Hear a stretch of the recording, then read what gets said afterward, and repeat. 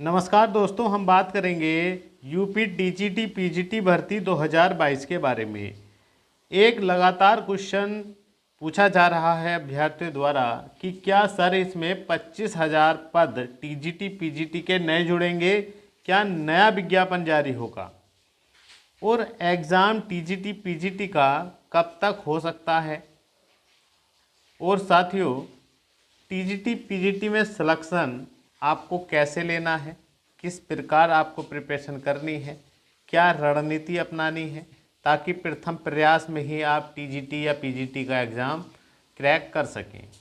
दोस्तों, ये समय बहुत ही महत्वपूर्ण है क्योंकि आपको पता है लगातार मुख्यमंत्री द्वारा घोषणाएं की जा रही हैं और आयोग भी क्रियाशील हो चुका है और जल्द ही कैलेंडर भी जारी होगा। तो दोस्तों, बहुत कुछ चर्चा करेंगे। अगर आप हमारे चैनल पर आए हैं तो प्लीज़ चैनल को सब्सक्राइब कर लें, वीडियो को लाइक करें और शेयर करें। दोस्तों, वीडियो की शुरुआत करेंगे बहुत ही सुंदर लाइनों के साथ कि देर से ही सही लेकिन टीजीटी पीजीटी अध्यापक बनेंगे जनाब, ये याद रखना, ये जमाना खैरियत नहीं हैसियत पूछता है।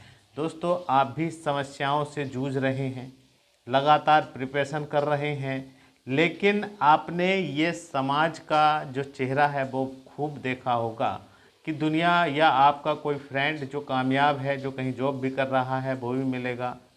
तो समाज में इज्जत नहीं है, दुनिया हैसियत ही पूछती है।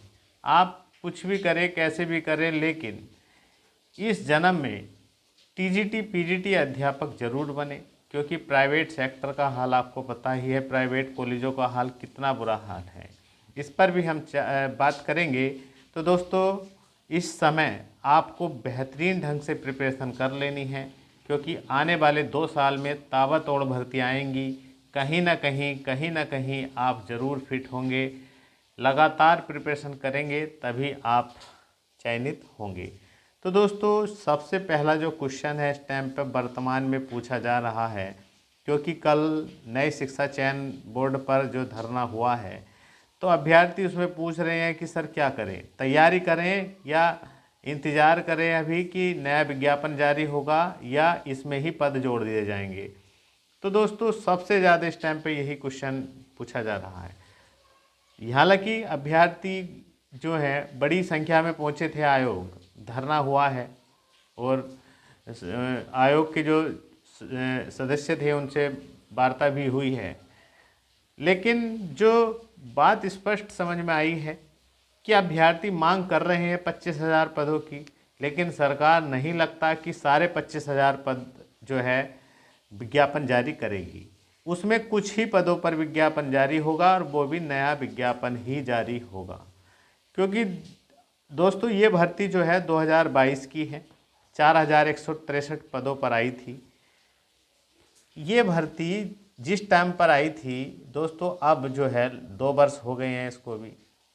अगर इसमें पद जोड़े जाते हैं तो निश्चित कुछ अभ्यर्थी जरूर ही कोर्ट जाएंगे। अगर कोर्ट जाएंगे तो मामला फंसेगा और फंसेगा तो समझ लो उतना ही लेट होगा इसमें। तो आयोग चाहेगा, सरकार चाहेगी कि इसकी जो भर्ती है 4,163 टीजीटी पीजीटी भर्ती 2022 की, इसकी परीक्षा करा ली जाए और नया विज्ञापन तुरंत ही जारी कर दिया जाए।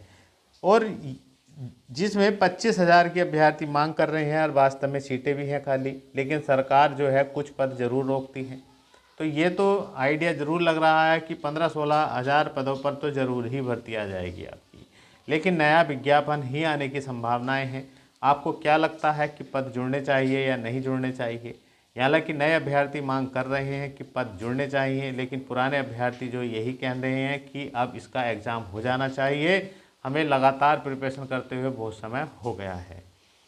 तो दोस्तों, इस टाइम पर 13 लाख से अधिक अभ्यर्थियों ने आवेदन किया है जो प्रिपरेशन कर रहे हैं। कुछ तो कर ही रहे होंगे सीरियस होकर। 4,163 हैं। यहाँ लगी ऊँट के मुंह में जीरे वाली वैकेंसी है, यहाँ पर भी वैकेंसी कम है उसके सापेक्ष देखा जाए तो, आवेदनों के सापेक्ष। लेकिन यह है, अभ्यर्थी ये चाहते हैं कि इसका एग्ज़ाम हो और नया बड़ी भर्तियों का विज्ञापन जारी हो और उसमें भी हम आवेदन करें और जितने नए अभ्यर्थी इंतज़ार कर रहे हैं वे भी आवेदन करें। देखिएगा वो तो सरकार और आयोग की मंशा है किस प्रकार करें, लेकिन जहाँ तक उम्मीद लग रहा है कि नया विज्ञापन ही जारी होगा और टीजीटी पीजीटी 2022 वाले की एग्ज़ाम डेट ही जारी होगी। कैलेंडर भी आपका जल्द ही जारी होगा। हम कैलेंडर पे हम अगर आपसे बात करें तो देखिएगा ये सितंबर और अक्टूबर ये 2 महीने बहुत महत्वपूर्ण हैं। सितंबर में किसी कारणवश नहीं हो पाया तो अक्टूबर में ज़रूर ही आपको कैलेंडर देखने को मिल जाएगा। जितनी नई भर्ती आएंगी उनका भी चर्चा होगी, उसमें प्राथमिक शिक्षक भर्ती की भी चर्चा होगी, टीजीटी पीजीटी नए विज्ञापन की भी चर्चा होगी और बहुत कुछ इसमें जैसे असिस्टेंट प्रोफेसर है उसके एग्ज़ाम की चर्चा होगी, बहुत कुछ चर्चा होगी। तो दोस्तों अब जो मेन क्वेश्चन अभ्यर्थी हमसे पूछते हैं कि सर क्या टीजीटी पीजीटी का एग्ज़ाम इस वर्ष हो पाएगा 2024 में ही? तो साथियों देखिएगा अभी कहना स्पष्ट नहीं लग रहा है कि परीक्षा हो ही जाए। अगर ये कैलेंडर जल्द ही जारी कर देते हैं सितंबर अक्टूबर तक भी, तो नवंबर और दिसंबर परीक्षा मुझे नहीं लगता इतनी जल्दी करा लेंगे। अगर परीक्षा ज़्यादा से ज़्यादा हुई तो ये मानकर चलिएगा असिस्टेंट प्रोफेसर की परीक्षा हो सकती है इस वर्ष, वरना तो आपका एग्ज़ाम थोड़ा बहुत और खिसक सकता है 2025 में जनवरी या फरवरी तक। लेकिन आपको जो है अपनी प्लानिंग दिसंबर के अनुसार ही करनी है। मान लीजिए दिसंबर में हो ही जाए एग्ज़ाम तो क्या करेंगे आप? इस समय जो पढ़ रहा होगा, जो बेहतरीन ढंग से प्रिपरेशन कर रहा होगा वही सिलेक्शन का दावेदार रहेगा। दोस्तों एग्ज़ाम होगा 4163 पदों का। टारगेट अपना दिसंबर ही रखें, टारगेट अपना दिसंबर ही रखें, भले ही आपका एग्ज़ाम और एक आध महीना खिसक जाए, 1-2 महीना और मिल जाए आपको। तो दोस्तों बहुत बढ़िया मौका है, आप किसी भी सब्जेक्ट से टीजीटी पीजीटी का फॉर्म भरे हैं तो ये बहुत ही गोल्डन चांस है आपके जीवन में। अब देखिएगा अब हम आपसे एक बात स्पष्ट कर देते हैं, बिल्कुल एक बात स्पष्ट कर देते हैं कि प्राइवेट स्कूलों से अगर आपको बचना है, सिर दर्द से बचना है, जहाँ पर आप आज के दौर में देखिएगा पहले की बात अलग थी, पहले बहुत रेस्पेक्ट होता था, अब प्राइवेट स्कूलों में बिल्कुल नहीं है। धेले का मास्टर समझा जाता है, धेले का टीचर। और ये और कहा जाता है कि जन हज़ारों टीचर आते हैं हज़ारों चले जाते हैं प्राइवेटों में, कोई रेस्पेक्ट नहीं है, कोई कदर नहीं है। 10-10 12-12 8-10 हज़ार 12-15 हज़ार पर पढ़ा रहे हैं अभ्यर्थी। समाज में कोई रेस्पेक्ट नहीं है, घर में कोई रेस्पेक्ट नहीं है, कहीं भी कोई रेस्पेक्ट नहीं है। जो प्राइवेट में भी बड़े कॉलेज हैं उनकी बात तो खैर अलग है, लेकिन हर कोई अभ्यर्थी बड़े कॉलेजों में ही नहीं पढ़ा पा रहा है। लेकिन जो जनरल आपने प्राइवेट स्कूल देखे होंगे वहाँ बहुत ही दयनीय स्थिति है टीचरों की। तो इससे अगर आपको बचना है तो अब पढ़ लीजिएगा, इस टाइम पर ही आपकी प्रिपरेशन होगी, खाली समय में ही प्रिपरेशन होती है। जब एग्ज़ाम डेट आ जाएगी उस समय तो ये मान कर चलिएगा ज़मीन खिसक जाएगी, रिवीजन का ही समय मिलेगा मात्र। तो दोस्तों एक एग्ज़ाम और 70,000 प्लस तनख्वाह, और ये सब आप कर सकते हैं, आप ही करेंगे। और टीजीटी, खासकर टीजीटी की बात कर रहा हूँ, किसी भी सब्जेक्ट से हैं, सिलेक्शन लेना बहुत ही ज़रूरी है। और क्यों बेस्ट है, आप कोई भी एग्ज़ाम उठाकर देख लीजिएगा किसी भी चीज़ का, वहाँ पर ना कुछ प्री या मेंस, प्री मेंस इंटरव्यू या फिजिकल वगैरह या टाइपिंग शॉर्ट हैंड कुछ ना कुछ ऐड होता है। लेकिन एक टीजीटी ही एक ऐसा एग्ज़ाम है कि एक पेपर दीजिए, वनडे एग्ज़ाम दीजिए और सिलेक्शन ले जाइएगा। यहाँ पर एक ही एग्ज़ाम है, वनडे एग्ज़ाम, एक ही पेपर देना है, वो भी 2 घंटे का पेपर है। 125 क्वेश्चन आते हैं, एक क्वेश्चन 4 अंक का है, टोटल बना 500 का। मतलब 125 में से आप जितना बढ़िया क्वेश्चन कर आएंगे उतना ही शानदार आपका स्कोर होगा और सिलेक्शन होगा और पास का ही ज़िला आपको मिल जाएगा। कोई भी इंटरव्यू नहीं है इसमें, और कोई भी भैया मेंस एग्ज़ाम नहीं है, और कोई भी निगेटिव मार्किंग नहीं है, सब कुछ आपके फेवर में ही है। और तनख्वाह भी जो है 70,000 प्लस है, इस बात का ध्यान रखेंगे। ओनली पीजीटी में ही इंटरव्यू है, टीजीटी में तो बहुत ही बढ़िया हिसाब है, वैकेंसी आप कम ना समझे, जितनी भी वैकेंसी हैं आपको तो एक ही वैकेंसी लेनी है, इसलिए आप अपने पर विश्वास करके सिर्फ तैयारी करें। कभी कभी ऐसा होता है कि आप पूरे मनोयोग से तैयारी कर रहे हैं तो निश्चित ही आपको सफलता मिलती है। आप एक कदम बढ़ाइए तो सही, आप पढ़ना बैठिएगा तो सही, धीरे धीरे रोज़ आपका इंटरेस्ट बढ़ता रहेगा और एक दिन आप बहुत ही बेहतरीन तैयारी कर लेंगे। तो दोस्तों, आशा करता हूँ कि मेरी आप बात समझे होंगे और अभी से ही प्रिपरेशन करनी शुरू कर दी होगी।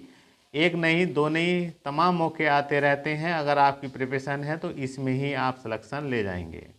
अब बात करेंगे बेस्ट बुक और बेस्ट रणनीति क्या होनी चाहिए आपकी, जिससे आप सिलेक्शन ले लें। देखिएगा, सबसे ज़रूरी है जो हमने नोट करके भी यहाँ पर दिखाया है कि लगातार पढ़ाई से ही सफलता मिलती है। ये बात सही है। आप किसी भी सफल आदमी को देख लीजिएगा जो आईएएस पीसीएस वगैरह एग्ज़ाम निकाले हैं या बड़े बड़े एग्ज़ाम निकाले हैं, उनमें एक ही चीज़ हमने देखी है, कंसिस्टेंसी, मतलब लगातार पढ़ाई करने की क्षमता। उनके अंदर लगातार, ये नहीं कि आज सुबह बैठे शाम तक और रात तक पूरी रात पढ़ते रहे, ये नहीं है। मतलब अगर आप 3 से 4 घंटे डेली पढ़ रहे हैं तो डेली ही पढ़ रहे हैं। दुनिया की कोई सी भी चीज़ हो, सब आप इग्नोर कर देंगे। अगर आपके अंदर जुनून और तड़प है तो कामयाबी की तड़प होनी चाहिए, बस तड़प। तो कहने का मतलब है डेली ही आपको पढ़ना है। टाइम टेबल अपने अनुसार सेट कर लेना है और टाइम टेबल समय के अनुसार नहीं बनाना है कि भैया 3-4 ही घंटे पढ़ना है। ये तो मैं आपको एक एग्जाम्पल के रूप में बता रहा हूँ। 3-4 घंटे भी डेली पढ़ते हैं तो आप ये है ना, करत करत अभ्यास के, एक रोज़ ही अभ्यास करेंगे, 3-4 घंटे पढ़ेंगे चीज़ों को तो चीज़ें आसान होती चली जाएंगी। तो दोस्तों, लगातार पढ़ाई से ही सफलता मिलती है, इस बात को आप ध्यान रखना है।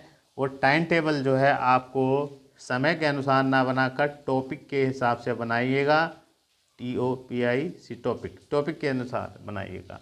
रोज़ ही टॉपिक उठाना है, सिलेबस के अनुसार लगाना है चीज़ों को। आप किसी भी मैथ, साइंस, फिजिक्स, केमिस्ट्री, किसी चीज़ से भी TGT PGT है, अपना सिलेबस सामने रखें और सिलेबस के टॉपिक वाइज पढ़ें। ये समझिएगा आज ये 2 टॉपिक पढ़ रहे हैं, हमें पूरा फिनिश करके ही सोना है।